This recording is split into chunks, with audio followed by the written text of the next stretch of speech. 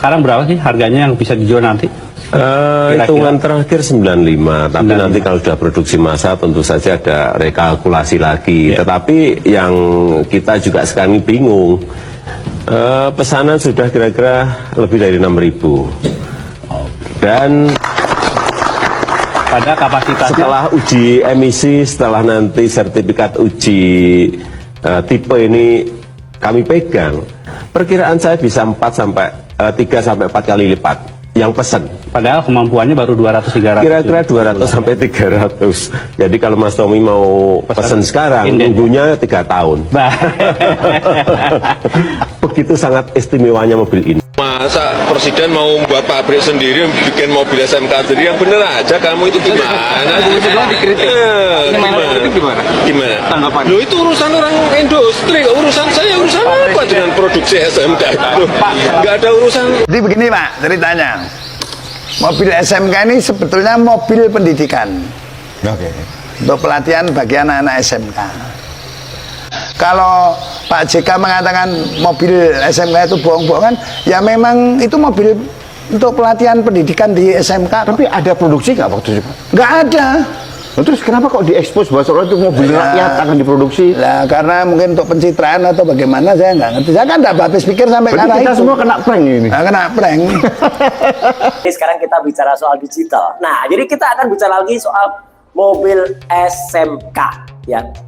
Supaya lebih jelas, supaya lebih detail. Jadi pertama, yang perlu ditandaskan, mobil SMK itu adalah memang sebuah proyek yang digagas oleh Kementerian Kementerian Pendidikan dan Kebudayaan waktu itu. Jadi Kemendikbud waktu itu namanya. Ya, bukan proyeknya Jokowi. Sekali lagi, bukan proyeknya Joko Widodo. Karena Joko Widodo itu hanyalah seorang wali kota Solo waktu itu. Tapi dia tricky. Ya, sesuai dengan neptunya dia. Orang lahir Rebu Pon ya kayak gitu. Jadi sekali lagi nih sedikit koreksi ya, bukan Rebu Legi tapi Rebu Pon. Dia suka menumpang dan dia memang cerdas kalau soal-soal kayak gitu. Nanti bukan proyek Jokowi, hanya penumpang ulung sebagai penumpang ulung. Mobil SMK bukan gagasan Jokowi. Proyek ini murni milik Kementerian Pendidikan dan Kebudayaan. Saat itu Jokowi masih wali kota Solo.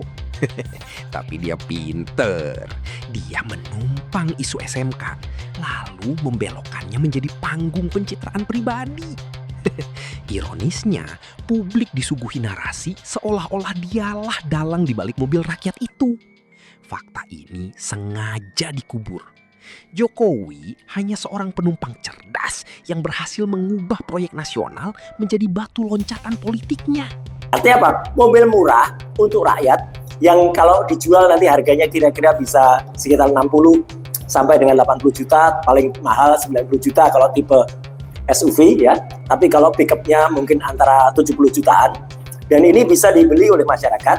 Karena apa? Karena harganya murah. Program ini sebenarnya kalau di luar negeri banyak. Misalnya kalau lihat ya, di India itu ada program Tata. Nah, mobil Tata itu seperti ini ya. Dan kemudian kalau di Cina banyak sekali kayak gitu. Dan memang mobil SMK ini menggunakan prototipe mesin dari China.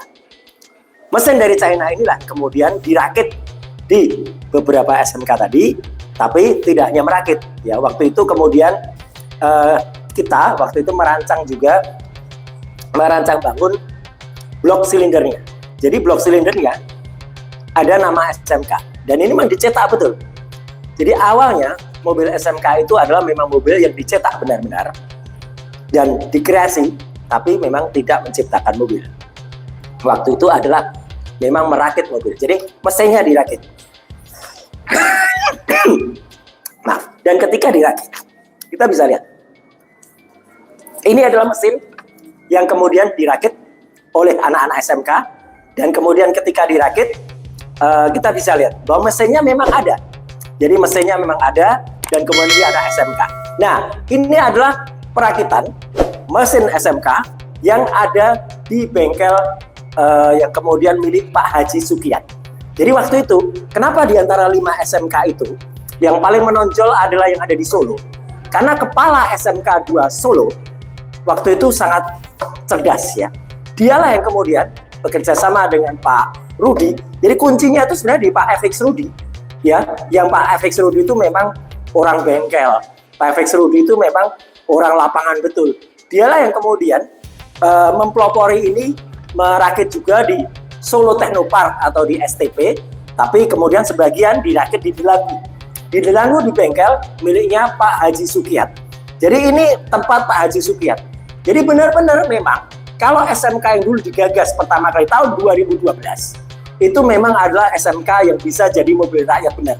Karena mesinnya diadopsi dari mesin China, dibuat blok mesinnya, ditambah komponen-komponen lokal, ada ban, ada kemudian bumper, ada knalpotnya dari Purbalingga, banyak kemudian produksi dari Semarang dan lain sebagainya. Jadi dia mesin dan kemudian sasis SMK seperti ini. Jadi di sini memang 1500 cc SMK dan betul bahwa ini adalah perakitan yang ada.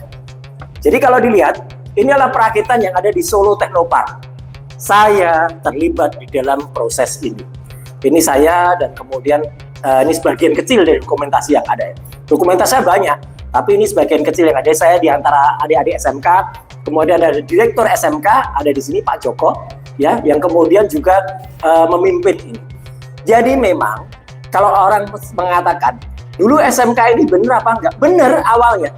Jadi Awalnya serius, tapi pengabdian dihapus dengan sengaja. Mobil SMK awalnya punya niat luhur. Mobil rakyat bermesin Cina 1500 cc. Harga cuma 60-80 jutaan. Dirakit 5 SMK dengan 2 kunci utama. Pak FX Rudi, montir lapangan, dan Pak Haji Sukiyat, ahli karoseri profesional. Tapi pengorbanan mereka dibalas dengan cara yang sangat tidak terpuji. Nama Kiyat dari Pak Haji Sukiyat sengaja dihapus dari bodi mobil sebelum meluncur ke Jakarta. Bukan kelupaan, ini tindakan terencana. Penghapusan yang dilakukan dengan sadar. Inilah pengkhianatan atas jasa yang seharusnya dicatat dalam sejarah, justru dihapus seenaknya demi kepentingan citra tertentu. Terima kasih sudah menonton. Jangan lupa like, komen, dan subscribe. Sampai jumpa kembali.